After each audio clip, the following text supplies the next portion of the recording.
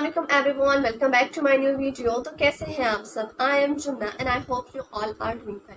आज मैं आपके सामने जिस वीडियो पे रिएक्ट करूंगी उसका टाइटल है बागेश्वर धम चैलेंज टू ऑल मुस्लिम्स। जी, तो आज मैं आपके सामने एक ऐसे पंडित की बात करूंगी जिसको इंडिया का, पाकिस्तान का, आई थिंक पाकिस्तान का नहीं पर इंडिया का बच्चा बच्चा जानता है। जी, बागेश्वर धम ही वो पंडित हैं जिनकी पब्लिसिटी और फैनिज्म इतना बढ़ चुका है कि अगर वो उनके बारे में कोई आकर गलत बयान भी दे देगा तो लोग जो है वो सड़कों पे निकल के धरना करना शुरू कर देंगे। और इसीलिए बागेश्वर धम को इतना सुना चाहता है तो वो अब मुसलमानों को चैलेंज कर रहे हैं। तो आइए इस वीडियो में देखते हैं कि मुसलमानों को क्या चैलेंज कर रहे हैं। तो वीडियो को देख के ही पता चलेगा। पर वीडियो को स्टार्ट करने से पहले अगर आप लोगों ने मेरे चैनल को सब्सक्राइब नहीं किया है तो please subscribe my channel, like and share my video. So let's get started. कि सनातन में क्या ताकत होती है। कितने भी ये पादरी और मौलवी हैं पूरे दुनिया के, बागेश्वर धाम के इस आभास और इस शक्ति का सामना नहीं कर सकते। आप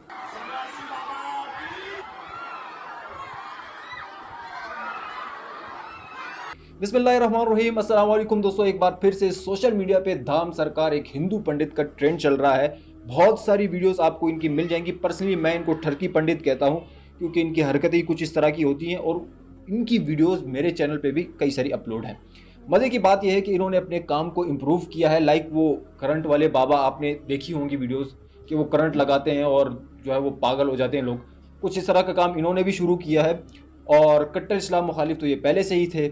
मुसलमानों के घरों पर बिल्डोज़र चढ़ाने की बातें यही करते रहे हैं। आज हम सब मिलकर इनको मुंह तोड़ जवाब देते हैं। वीडियो बहुत ही इंटरेस्टिंग है, आपने वीडियो को एंड तक जरूर देखना है। मन में आभास होता है, मन में तरंग जागती है कि अमुक व्यक्ति आएगा, उससे उसकी यह ऐसी पीड़ा हो सकती है। हम उसको राम नाम ले करके और कलमबद्ध कर देते हो। ईश्वर की कृपा से ये सनातन की ताकत है कि वो सत्य निकलता है। और हम आपको बहुत अच्छे से जवाब दें कि सनातन में क्या ताकत होती है। कितने भी ये पादरी और मौलवी हैं पूरे दुनिया के, बागेश्वर धाम के इस आभास और इस शक्ति का सामना नहीं कर सकते। तो मुझे ये बताइए, आपके भारत में चादर चढ़ाना विश्वास श्रद्धा है, लेकिन भारत में अर्जी का नारियल बांधना अंधविश्वास है। भारत में कैंडल जलाना श्रद्धा है, लेकिन बागेश्वर धाम की अर्जी लगाना अंधविश्वास है। ये दोगलापन लोग लाते कहाँ से हैं? हमें तो इस बात पे हंसी आ रही है। हम बहुत मनमौजी आदमी हैं। तो आपको इसका मतलब आपके इष्ट ने पहले ही बताया होगा कौन पीछे लगा है, कितने पैसे देकर लगा है? आभास बिल्कुल बिल्कुल। छतारी कथा 1.5 महीने 2 महीने पहले लगभग भाई साहब हुई होगी। हमारी तो पहली बार आपसे बात हो रही, कभी प्रत्यक्ष मिलना तो आप हमको, हम बहुत साधारण आदमी हैं भैया। और छतारी कथा में हमने कह दिया था कि मेरे भारत के सनातनीय लोगों, अब हमारे ऊपर जो हमें आभास गुरु प्रेरणा से हुआ, अब हमारे ऊपर लंबे लंबे हमला होना, ये तो फर्स्ट चुनौती है। ऐसी तो अभी बहुत चुनौतियां हमको पार करनी है, देखते जाइएगा। हम टोपी वालों को भी सीताराम बुलवा देंगे, आपकी न्यूज पर बोल देते हैं क्यों चिंता कर रहे हो तुम। मैं जैन धर्म में सुनिएगा, बिल्कुल सेम क्वेश्चन है। और अधिकतर जो घर में जन्म लेते हैं उसी धर्म का पालन करते हैं, लेकिन मैं इंसानियत धर्म मानता हूं और तमाम धर्म की किताबों को पढ़ता हूं और तमाम लिखी हुई अच्छी बातों को मैं ज्ञान करता हूं। लेकिन एक बात आज जानना चाहता हूं कि आप यहाँ केवल, जैसा मुझे सुनने में और देखने में अभी पड़ रहा है, कि आप जो बात कह रहे हैं केवल इस्लाम धर्म की आखिरी बात, इस्लाम धर्म की सारी बातों को आप कबूल करवा रहे हैं और इस्लाम धर्म को सर्वोपरि मान रहे हैं। मैं भी मानूंगा अगर आप मेरी बात को, अभी ईसाई धर्म भी है, बौद्ध धर्म भी है, जैन धर्म भी है और सिख धर्म भी है, हिंदू धर्म भी है। और धर्म क्या है? धर्म तो मैं मानता हूँ पानी का धर्म ठंडा है, सूर्य रोशनी देता है उसका धर्म है, चांद रोशनी देता है वो धर्म है, हवा का बहना वो धर्म है। ये संप्रदाय है या क्या है, या किसको मानना चाहिए, या जो लोग जहाँ मान रहे हैं वो अच्छी बात है, या हम नहीं मान रहे हैं तो उसमें हमारा क्या नुकसान है? इसको जरा तमाम बहुत इंटरेस्टिंग है, पूरी वीडियो देखनी है आपने कि किस धर्म को मानने से और किस बात को मानने से मनुष्य का कल्याण हो सकता है। भाई साहब ने बहुत अच्छा सवाल पूछा है और बहुत अहम सवाल पूछा है।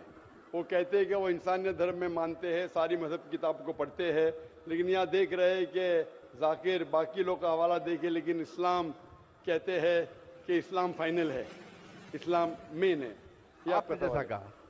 इस्लाम मेन है। भाई साहब, ये मैं नहीं कह रहा हूं, ये वेद में लिखा है।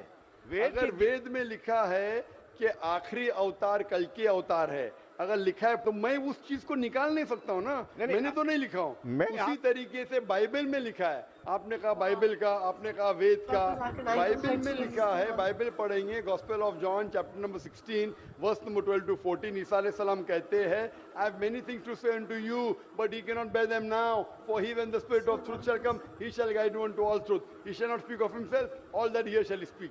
ये दे रहे हैं कि एक आखिरी पैगंबर मोहम्मद सल्लल्लाहु अलैहि वसल्लम आने वाले। ये मैंने तो बाइबल नहीं लिखी ना, मैंने तहकीक की। अगर मैं तहकीक करता, आप आके बोलो डॉक्टर जाकिर नाइक, आप जो कह रहे बाइबल में नहीं है, लेकिन आपने कभी नहीं सुना, आप अजीब बात सुन रहे तो आपको अजीब लग रहा है, और बहुत लोग को अजीब लग रहा है। कुछ लोग कबूल करे, कुछ लोग कबूल करने से डरते।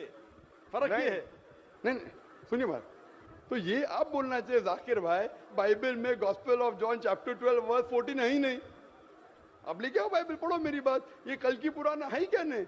आपकी किताब में लिखा है तो मैं छुपा तो नहीं सकता हूं ना। मैं क्या कहता हूं कि सारी धार्मिक किताब को लो और यकसा है वो फॉलो करो, जो यकसा नहीं उसको छोड़ दो ना। तो अक्सर जितने अहम मजहब है, चाहे हिंदू मजहब है, चाहे बुद्ध मजहब है, चाहे ईसाईयत है, चाहे जुडाइज्म है, चाहे इस्लाम में, सारे में यकसा लिखा है। आप अगर पढ़ेंगे हिंदू मजहब की किताब, वेद पढ़ेंगे, बाइबल पढ़ेंगे, Old Testament, New Testament, Judaism, Christianity, Islam, ये चारों मेन मजहब को आप लेंगे, सब में लिखा है खुदा एक है, उसका कोई अक्स नहीं है, आखिरी पैगंबर मोहम्मद सल्लल्लाहु अलैहि वसल्लम है। तो मैं थोड़ी छुपा सकता हूँ, मुसलमान भी चौंक जाते। इस्लाम और हिंदुइज्म में यकसानियत हो ही नहीं सकती। कितने मुसलमान मेरे खिलाफ है। हिंदुइज्म और इस्लाम में यकसानियत हो ही नहीं सकती। लेकिन जब खुदा फरमाते तालव इला कलिमतिन सवाइम बैना बैनकुम, आओ हम उस बात की तरफ जो यकसा है। मैं भाई साहब जितनी लंबी तकरीर में दे सकता हूँ हिंदू और इस्लाम मजहब में यकसानियत, उससे लंबी तकरीर दे सकता हूँ डिफरेंसेस के ऊपर, इख्तिलाफ पे। लेकिन मेरा काम इख्तिलाफ ने, मेरा काम यकसानियत का है, क्योंकि मैं तालिब इल्म हूँ। मैं अगर तकरीर करने लगूं कि हिंदू मजहब और इस्लाम में डिफरेंस क्या है, तो और लंबी तकरीर कर सकता हूं मैं। लेकिन मेरा काम है लोगों को जोड़ना, लोगों को तोड़ना नहीं।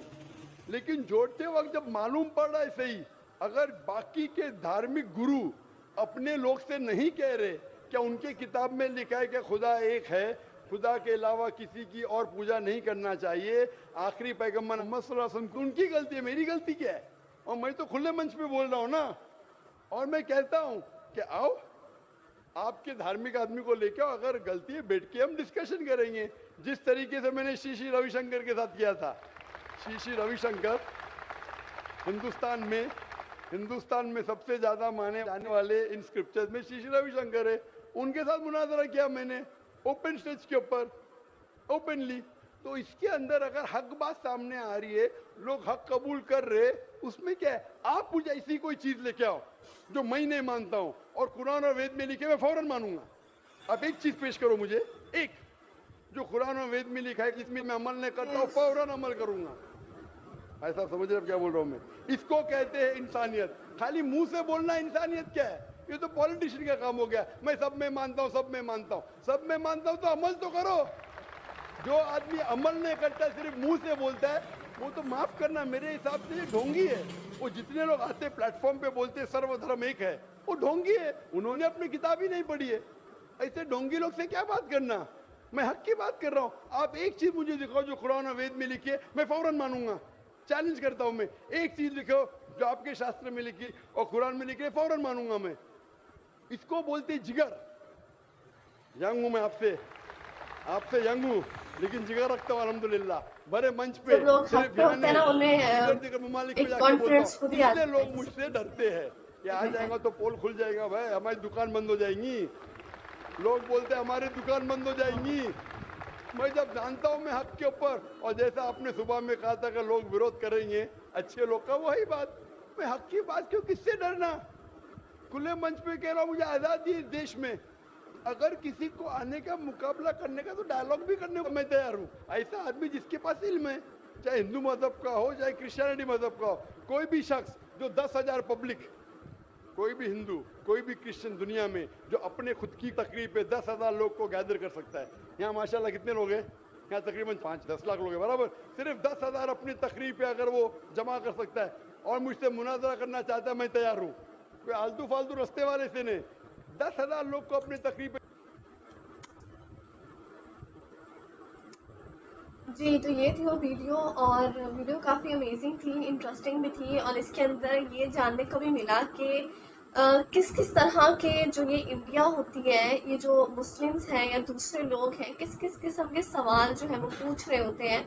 और देखिए, डॉक्टर जाकिर नाइक जो है वो कोई आम इंसान नहीं है कि उनसे आप एक सवाल पूछेंगे कंफ्यूज करने के लिए तो वो फ़ौरन से डगमगा जाएंगे, ठीक है, स्टेज छोड़ के चले जाएंगे कि भैया आपने बहुत ही अजीब सवाल पूछ लिया है, ये तो मुझे पता ही नहीं है, मैंने कुरान को इस तरीके से पढ़ा ही नहीं है। वो कुरान के अलावा बाकी तमाम बुक्स का भी, बाइबल का, विदे का, मतलब इन सब किताबों का जो होती है वो रेफरेंस दे रहे होते हैं।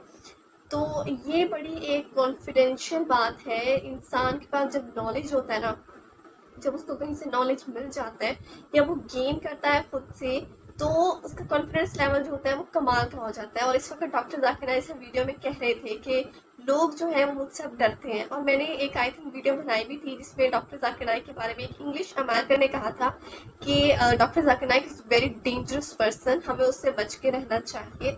तो डॉक्टर जाकिर नाइक भी तक भी आई थिंक ये बात पहुंची है कि मैं एक ख़तरनाक इंसान हूँ क्योंकि मैं हक पे रहता हूँ। देखिए, हक वाला इंसान जो होता है ना वो कभी भी डरता नहीं है, डगमगाता नहीं है। और दुनिया में इस पूरी ज़िंदगी में हक का रास्ता कौन सा है? इस्लाम का रास्ता है। और इसको कोई माने ना माने, ये हर किसी की अपनी थॉट्स है। जो मानते हैं ठीक है वो इस्लाम में है, जो नहीं मानते हैं वो हिंदू मजहब में है, क्रिश्चियनिटी में है, दूसरे बुद्धिज़्म में है, इन सब चीज़ों के अंदर है। यहाँ डॉक्टर जाकिर नाइक ने बहुत अच्छे तरीके से सवाल का जवाब दिया है कि मैं कौन होता हूँ अपनी तरफ से बात करने वाला। मैं सिर्फ वो ही आपको बता रहा हूँ जो इस वक्त कुरान मजीद में मेरे खुदा ने हमसे मुखातिब होकर कहा है। उसके अलावा मैं अपनी तरफ से कोई भी एडिक्शन नहीं करता। और कुरान मजीद में भी आयत है कि अगर आप लोग नाउज़ुबिल्लाह इतने ही महान हो तो अल्लाह ताला के कुरान मजीद की निस्बत एक सिर्फ आयत ही उतार दो, एक आयत ही नाज़िल कर दो, तो कुछ चीज़ रिजेक्शन हो सकती है। तो ये इम्पॉसिबल है। तो आप लोग इस वीडियो के बारे में क्या रिव्यूज़ रखते हैं? आप लोगों को पसंद आई है नहीं? ये तो कमेंट सेक्शन में लाजमी बताइएगा। इसके साथ अपना बहुत सारा ख्याल रखिएगा और ऐसी वीडियोस देखने के लिए मेरे चैनल को लाजमी सब्सक्राइब करें ताकि पहला नोटिफिकेशन आप लोगों को मिले। तो मिलते हैं नेक्स्ट वीडियो में, तब तक के लिए अल्लाह हाफिज़।